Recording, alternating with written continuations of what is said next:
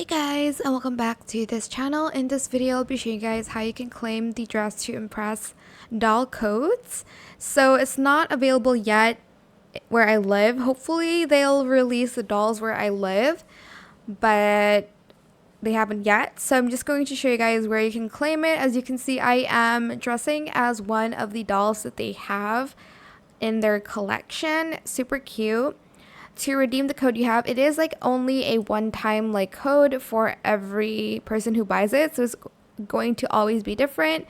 It's also only going to unlock makeup items, not like items. So go to the code section and there's going to be a DLC codes at the top. You do not redeem the code here, you redeem it by pressing this button, entering the code and pressing redeem there. Again, I don't have the code, so I can't show you, but that is it for this video. I hope it was helpful for you guys. Don't forget to like, comment, share, and also subscribe to this channel if you haven't done that already.